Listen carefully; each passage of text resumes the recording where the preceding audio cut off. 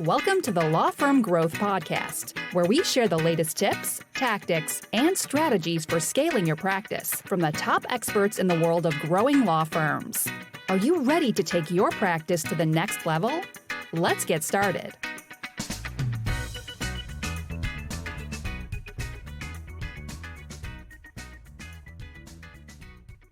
Just listen to the old Pork Chop Express and take his advice on a dark and stormy night, all right? When some wild-eyed, 8-foot-tall maniac grabs your neck, taps the back of your favorite head up against a barroom wall, and he looks you crooked in the eye, and he asks you if you've paid your dues. Well, you just stare that big sucker right back in the eye, and you remember what old Jack Burton always says at a time like that. Have you paid your dues, Jack? Yes, sir, the check is in the mail. So you might be wondering what the clip I just played is from, and the answer is that it's from my favorite movie, which happens to be Big Trouble in Little China. And you might be wondering why I decided to open up with a clip from an old action film. And the answer is because it's the 100th episode and I want to have some fun. But I also want to reflect on something that got us to 100 episodes, and that is perseverance, paying our dues. So this podcast is going to get a little bit vulnerable and it's going to get real, but that's because I'm making this for anyone who is down right now. And I'm talking everyone because it always happens to us to some degree. If you haven't closed a client in 2 weeks, then this is for you. If you just had to let an employee go, this is for you. If you've been crushing it, but it's starting to slow down, you're asking yourself if all of this was a fluke, then this is also for you. And if you've had the best week ever, then maybe save this one for later, because the one thing that I know for certain is that it is not always sunshine and rainbows. And for the first time ever in this podcast, I'm going to tell you about some of the hardest dues that I've personally paid on the road to building Case-Fuel. And it's something that I'm able to laugh about now because, we've officially been a 7-figure company for some time. But more recently than I'm comfortable admitting, it was really a different story. So the biggest mistake that I ever made in this business, and probably my entire adult life, was a few years after starting the agency. So basically I was leveling up. I started to scale the team to a few people, had my first full-time hires, and I lost a couple clients unexpectedly. And I had marketing, which is dependent on referrals, that started kind of turning around on me. And by that, I mean, it wasn't like people didn't like me, just I wasn't really getting the deals. I wasn't in control. So I really wanted to do the right thing. And I thought that being a real business owner, the move would be to grit your teeth, get through it, take the risk, make sure, people get paid no matter what. And that's pretty much what I did. So I ended up floating payroll on my credit card, classic first-time business owner move, and ended up doubling down on the outreach and really just tried to hustle my way out of it. And the long story short is it didn't work and it took a couple months to not work. And basically I racked up at that point tens of thousands of dollars on my credit cards. And I eventually had to let those employees go anyways. And I had to go back to being a solo consultant, which really stung. It was really, really bad for the ego. But at this point, I was a solo consultant that was in a worse position than I was a couple of years ago because I had this anchor of debt that was wrapped around my neck. So I was basically paying more in credit card fees every single month than I was paying in rent. And I also was living in Manhattan at the time. So that was a pretty big number. The thing I maybe stupid, maybe proud to say is I didn't really end up missing a single payment on my credit cards over those years. But I was basically starting from negative thousands in profit per month, which really sucked. I was barely treading water some months. And then sometimes, I'd have that thing where I had to figure out who I can pay and when, which trees to shake, which clients to kind of try to get some upsells on, that kind of thing. And basically when the tax bills came on, there was literally no way I was going to be able to pay it. So between that, a couple of years of doing that and the credit cards, I got to the point where my credit cards and back taxes was more than $50,000, which really sucked. And ironically, at the time we were working with bankruptcy attorneys. So I was really, very aware of how most people were able to get out of that situation. So I had those dark moments. Again, like I said, everyone has the dark moments. When I wanted to quit, but I realized it was actually worse than that. I couldn't just quit. If I had to quit and get a job, I would have to declare bankruptcy first to get to zero from negative 50,000 before I could even consider shutting down the agency. So, and yeah, believe it or not, this lasted for years, right? And I had to kind of face the numbers every single month, balance my bills like I was mentioning earlier, that kind of stuff. But objectively, it was a situation of tremendous pressure. And I would probably have been absolutely crushed. But the thing that I always kept in the back of my mind was that everything was going to work out. And I had to have that almost delusional belief to get it. And that's basically what I want to talk about with you guys today. And it's what I genuinely believe at this point, which is that success really is inevitable. And it's not just by breathing the air. Terms and conditions do apply. But if you stick with the script and it's a script that matters, whenever you take a loss, you're not actually losing. I like to think of it as paying your dues. I really consider the losses that somebody takes kind of like dues that you're paying into a bank account. But the catch is you have to keep doing what you're doing in order to take a withdrawal. This is where I see a lot of the attorneys that we work with and I speak to kind of like messing things up before they come to us, right? They're paying their dues and then they decide to switch banks before they can actually make any withdrawals, right? There's a classic prospect type that we see all the time, and they can name every single marketing channel, every coaching program, every software and scheme in the book. And basically, we ask them how they're getting business today, and the answer is almost always referrals, right? So according to this paying your dues model, this is a person who's made the first deposit into a dozen different bank accounts, and they really just never come back to collect any of it. So the first condition of getting to inevitable success is sticking to the program through the downturns. So obviously there are drawbacks to that and limitations. And, if you go back to my own rock bottom story, that's the result of sticking to a program in a way that obviously ended up screwing me over for years. But it leads us to the second principle, which is taking feedback and keeping your eyes open. So if we're operating under the assumption that you're going to stick with a given path, if the outcome isn't what you want, you need to change something. Otherwise, it's the definition of insanity, doing the same thing and expecting a different result. You're going to have the feedback regardless of what the field is, right? And as long as you can intelligently change direction based on that feedback, you're going to be successful whether it's the first pivot or the 50th, right? That's the difference between banging your head against the wall until it's bleeding and, being the Thomas Edison situation or just getting the light bulb right on the 1,000th try. As long as you're making a change and you're keeping your head clear and it's a sober change and you're keeping track of what has and hasn't worked before, you're going to succeed as long as you keep going. And there's kind of an interesting distinction to be made here by what you define as the path, right? I think at the end of the day, the people who switch programs every 3 months are coming from the same mentality of iterating. But the key difference here is that the people who succeed commit to a certain path. There's a constraint on what they're considering to move forward. It's kind of fuzzy, but you know it when you see it. Going back to my example, I had to end up letting go of those employees at the time, but I didn't let go of the idea of scaling my solo consultancy at the time to a true agency. So what I ended up iterating on was relying on networking as a way to keep my pipeline full. And that's another dividend that you end up getting from paying your dues and learning things the hard way. The lessons that you pick up doing the things that don't work. So it takes introspection and it takes a clear head to understand why things happen a certain way. But in addition to having one fewer way to mess up on your path, you sometimes unlock a principle that you can use for other things in your business.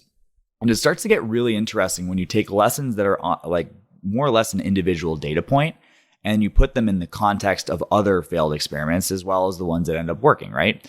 The reason why success becomes inevitable the more you try is because you go from having infinite options to pivot to down to fewer and fewer options the more that you fail, right? So the person who figures out marketing their firm on AdWords, for example, after 10 pivots, actually has a much more complete theory of why the platform works, where it doesn't work, than somebody who happens to get it right on the 5th try. And that person has more information than the person who gets it right the first time around. Better yet, if you're thinking about the situation where things eventually do go wrong, which they always do, who's going to be better off at getting things back on track when channel starts working? The person who got it right the first time now is set to having an infinite amount of ways to pivot. The person who got it right the first time now has infinite options as far as the pivot goes. They might not pivot in the right direction. The person who had to try 10 times has a much smaller set of options when they end up making their pivot, right? There's this old phrase that I really like. It's in the beginner's mind, there are infinite options. In the master's mind, there are few. The way that you figure out those options is by messing it up. And the person who tried those 10 times, that's basically another form in my mind of paying your dues, right? Beginner's luck will still have, it's kind of like the tab still open at the bar. The check's going to be coming eventually when things start working or the market changes, and it always will. And that brings me to kind of like a sort of level 0 to all of this. It's willingness to get started in the first place. And, I would say without a doubt, the type of person that me and my team have the hardest time helping are the people who are honestly lying to themselves about getting started. I had a pretty interesting experience recently. So for the first time, I decided to call on some people who had had demos with my team in the last quarter and just kind of see where some feedback was, trying to see what we could fix in our process. And by the way, most of the time, we don't really get no's on the phone. Most people will say, oh yeah, let me get back to you, or later I'll think about it. And you guys, especially people in estate planning, know where that conversation goes. But anyways, I had a couple questions that I would make sure to ask anyone I was able to get a hold of. And, the first one, are you still looking to grow your estate planning practice? Pretty much everyone said yes. And the second thing is, what did you guys ended up doing instead of moving forward with us a few months back? And there were a lot of commonalities. We got some different answers, but there were a lot of commonalities with the people who said that they hadn't done anything. And the most surprising thing to me was that it was the people who had the highest level of confidence that had done the least. And not to be too judgmental, they seem to be the ones, not judgmental of the people I didn't mention, but the ones that seemed to be the most knowledgeable about marketing were the people who had done the least, which is really interesting. And I honestly think that these people genuinely thought that they were about to launch something next week, the day that they had their demo, and they felt the same way 3 months later when I'd gotten them on the phone. And I would bet it's more likely than not that those people are going to be in the same place 3 months from now. This is one example from a few calls, but I'm sure there's people who have felt this way for years. Success is just around the corner, right? And I believe that these people have been seduced by the idea that they don't have to pay their dues. So let me explain this a little bit. I'm a millennial, so I was raised in participation trophy culture, et cetera, et cetera. And a big thing which, you hear about a lot, may or may not be real, but I think it's an interesting concept to think about, is this whole gifted child syndrome. And I think attorneys are more likely to fall victim to this because generally you don't get into law school by being a slacker who's getting bad grades. So if you've based your self-worth on perfection your entire life and you've entered an arena where perfection is possible, aka academics, aka being, a good little keener at a big law firm, you've built a pattern of expecting things to be easy or doable just because you work hard, right? And the problem with business, especially marketing, is that working hard isn't the only component. There's also risk, and there's the emotional labor, and there's picking yourself up after you've paid your dues and gotten knocked down. But here's the trick for most of these people, you don't have to face that if you don't get started, right? You can hang on to the fantasy of how easy it's going to be once you get started for as long as you have money in the bank, right? Some people end up being forced to face the facts. A lot of people had this in COVID, but if your practice is not going in the right direction and you've been telling yourself you're going to get the marketing going, but the next referral comes in, you can basically keep standing still as long as you're staying above water, right? And again, the referral thing is super common. If you have a decent stream of referrals, then things always end up kind of working out in the end, right? You can tread water for a really, really long time, and you can still hang on to the idea of how easy it's going to be the day you end up deciding to get started.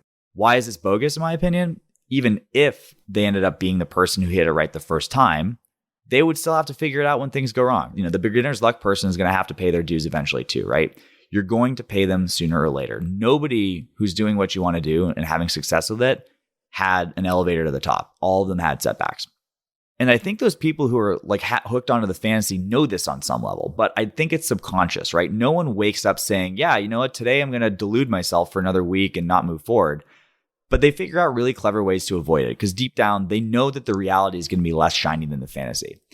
But the reality is you have to kill the fantasy to make it real. Fantasies aren't going to pay your bills. And that finally leads me to the last point. Paying your dues shows you the reality of whatever it is you fear. And just like the fantasy of success, the fantasy of disaster is usually bogus when you end up getting down to it. So there's a Mark Twain quote that I really love, and it says, "I've suffered a great many catastrophes in my life. Most of them never ended up happening." And I want you to think about the last time that you were paying your dues. And if you're paying them right now, all the better. Chances are you were able to wake up that day, pour yourself a cup of coffee or, your beverage of choice and get to work. And, sure, there might have been some clouds around your head, but it wasn't torture. It wasn't like getting your skin peeled off. You were able to get through that day. And there was a time before that happened that the thing that was happening, that bad outcome, was something that you feared. And it's really, really hard to think about this, but the way that you felt before something happens. But I would bet dollars to donuts that the fear that you had about how bad the day would be when it came was way worse than the days that you ultimately ended up reaching and getting through and coming out on the other side. So I think fear is as much of a liar as the dream of success is. And this is another benefit of paying your dues. One of my favorite podcasters of all time is Joe Polish, who's the co-host of I Love Marketing. And he has a soundbite that he always trots out when he's talking about how he got started. And he says, I discovered marketing when I was a dead broke carpet cleaner. But when you've spent some time in his world, and he's been a little bit more open about this in recent years, you hear the real story. And the real reason he was dead broke is because he had built himself back up from being addicted to crack and living in a van because, he had some problems. He grew up in a bad household. So I definitely don't recommend getting addicted to hard drugs, but think about what that does to your psychology. So when Joe Polish was that dead broke carpet cleaner, do you think he was worried about sending out his first direct mail campaign after picking himself up from literal rock bottom? He might have still had the same fear that anyone else would have in that situation, but the difference was he knew that he could get himself out of worse jams than a pissed off prospect, right? The ability to face the fear and do it anyway is a superpower that you get from paying your dues. And the bigger the setback you have, the stronger it gets. The people who have paid their dues truly do not sweat the small stuff. And that means that they launch faster, they're taking bigger risks, and they're capturing opportunities as they come up, right? They're already depositing checks while their competition is trying to figure out contingency plan number 423 in case something ends up going wrong. The person who's paid their dues on intake already booked the consult while the perfectionist was running a full background check based on, the person's area code and their zip and their email, right? You get the idea. So to bring it full circle, you really shouldn't worry about things when you're down. You're not losing, you're paying your dues. And as long as you stay in the game and as long as you integrate the feedback, you're going to be getting a deeper knowledge of the things that matter to you if it's in a path that's important. And at the end of the day, you're going to be stronger for the next challenge that ends up coming, and I promise you it will. And on that note, we will call it a day. So I really wanted to thank everyone who's helped us get to 100 episodes on this podcast, and I hope to see all of you on episode 200 as well when that day comes. But for episode 101, I will be seeing you all next Tuesday at 8 a.m. Eastern on the Law Firm Growth Podcast. Thank you for listening to the Law Firm Growth Podcast. For show notes, free resources, and more, head on over to casefuel.com/podcast. Looking forward to catching up on the next episode.